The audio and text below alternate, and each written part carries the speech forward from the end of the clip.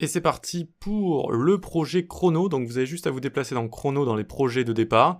Et c'est ce qu'on va faire juste ici. Une app basique, certes, mais qui va demander pas mal de logique, pas mal de state, pas mal de manipulation avec React, vous allez voir. Et donc c'est très utile de savoir faire ce genre de choses. Donc on va cliquer, ça va démarrer notre chrono. Et donc seconde après seconde, comme ça, il va descendre.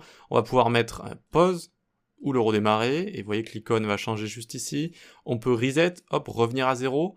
On peut changer la longueur de la session, donc c'est ce qu'on appelle un pomodoro, c'est-à-dire c'est quelque chose qui a été théorisé pour la productivité, comme quoi si on fait des séances de 35 minutes, 45 minutes ou 20 minutes, enfin ça dépend des gens, et qu'ensuite on fait une pause de 5 minutes, eh bien ça permet d'être productif, voilà.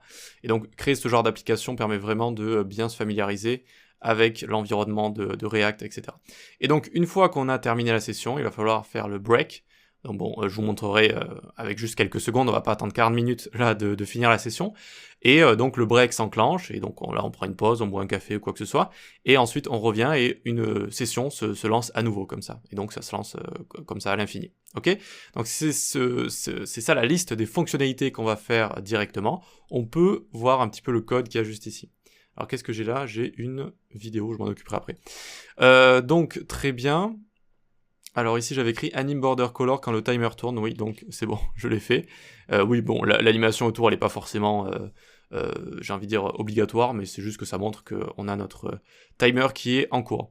Donc on peut faire CTRL UX en grave, npm install, hop, et donc ça va nous installer tout ça en background. Et donc pendant ce temps, nous, eh bien, on peut enlever le logo également qu'il y avait ici, donc vous l'aurez pas, vous inquiétez pas. Et donc on a juste pas grand chose, en fait tout ça va tenir dans un composant, le composant chrono juste ici, on peut le créer, chrono.js. Et vraiment tout va se situer ici, donc il va y avoir pas mal de choses. Eh bien, hop, c'est bon, ça fonctionne. On peut importer directement chrono.css. Voilà. Et donc pour l'instant on va juste écrire chrono comme ça et on va l'importer dans notre app.js. Import chrono from ./chrono/chrono. Voilà. Et puis on va venir le mettre ici. C'est tout ce dont on a besoin ici, mais vous inquiétez pas qu'il va être balèze ce composant et que on va y passer un petit peu de temps. Donc CTRL U accent grave ici, très bien. npm start. Hop, et ça devrait nous lancer tout ça. Oui. Voilà. Ok, ça nous le lance sur le port 3001, et donc voilà, ça nous a lancé tout ça juste ici. Donc on a notre chrono ici, peut-être que si j'écris un H1, le chrono comme ça, voilà, très bien, on le voit directement.